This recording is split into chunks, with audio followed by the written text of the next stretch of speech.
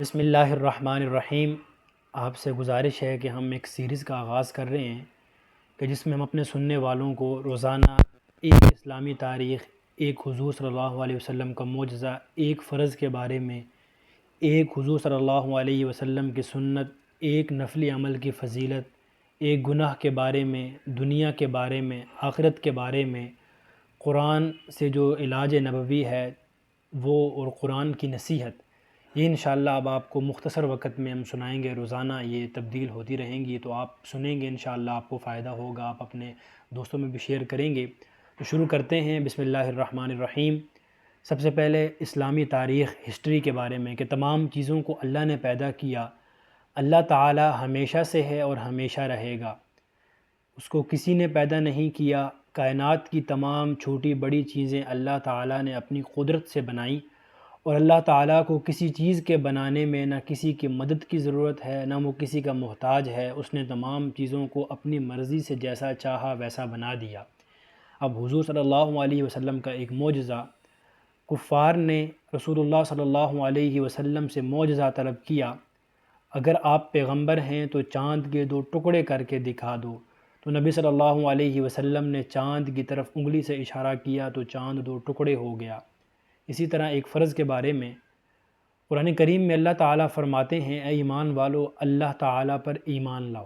کسی بھی شخص کے مسلمان ہونے کے لیے یہ فرض اور ضروری ہے کہ وہ اس بات کا یقین رکھتا ہو کہ اللہ تعالیٰ ایک ہے، وہ تمام کائنات کو پیدا کرنے والا اور اس کا نظام چلانے والا ہے، چاہے ہمیں نظر آئے یا نہ آئے۔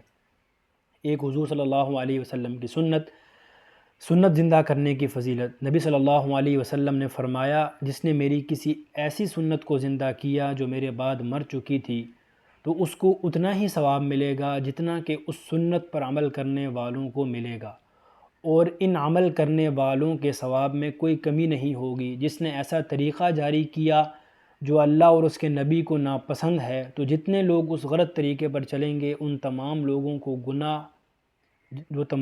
کا گناہ ہے وہ اس بندے کو ملے گا، اور ان کے گناہ میں سے کوئی کمی نہیں ہوگی۔ اسی طرح رسول اللہ صلی اللہ علیہ وسلم نے فرمایا، یہ نفلی عمل کی فضیلت ہے۔ فرض نمازوں کے بعد سب سے افضل آدھی رات میں پڑھی جانے والی نماز ہے۔ اسی طرح ایک گناہ کے بارے میں آپ صلی اللہ علیہ وسلم نے فرمایا، بے شک آدمی گناہوں کی وجہ سے رزق سے محروم کر دیا جاتا ہے۔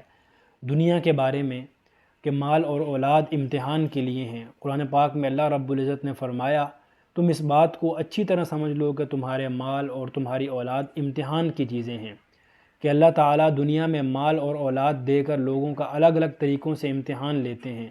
جیسے کسی کو زیادہ مال دے کر دیکھتے ہیں بندہ شکر ادا کرتا ہے یا ناشکری کرتا ہے، کسی کو کم دے کر دیکھتے ہیں صبر کرتا ہے یا بے صبری کرتا ہے۔ جو اس امتحان میں کامیاب ہوتا ہے اس کے لیے اللہ تعالیٰ کے ہاں بہت بڑا اجر و ثواب ہے۔ آخرت کے بارے میں قرآن پاک میں اللہ رب العزت فرماتے ہیں کہ تم قیامت کے دن دیکھو گے کہ ہر امت خوف کی وجہ سے اپنے گھٹنوں کے بل گر پڑے گی۔ ہر امت کو اس کے نامہ اعمال کے پاس بلایا جائے گا، ایک آواز آئے گی، آج تم کو تمہارے کرتوت کا بدلہ دیا جائے گا۔ ہمارے پاس تمہارے اعمال کی کتاب ہے جو تمہارے بارے میں ٹھیک ٹھیک بتا رہی ہے۔ دنیا میں جو کچھ تم عمل کرتے تھے ہم اس کو ریکارڈ کرتے تھے۔ اب طب نبوی، ہر بیماری کا علاج۔ رسول اللہ صلی اللہ علیہ وسلم نے فرمایا، اللہ تعالیٰ نے ہر بیماری کے لیے دوا اتاری ہے۔ جب بیماری کو صحیح دوا پہنچ جاتی ہے تو اللہ تعالیٰ کے حکم سے بیمار ٹھیک ہو جاتا ہے۔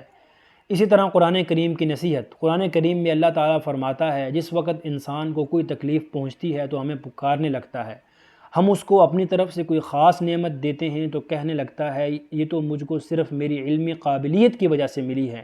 حالانکہ یہ بات نہیں ہے، بلکہ وہ ایک آزمائش ہے، مگر اکثر لوگ سمجھتے نہیں ہیں۔ یہ تھا مختصر سی میں نے آپ کو بتلا دیا کہ جس میں اسلامی تاریخ، نبی صلی اللہ علیہ وسلم کا معجزہ، گناہ کے بارے میں آ گیا ہے۔ انشاءاللہ یہ روزانہ آئے گا تو آپ احباب اس کو سنیں بھی اور شیئر بھی کریں۔ السلام علیکم ورحمۃ اللہ وبرکاتہ۔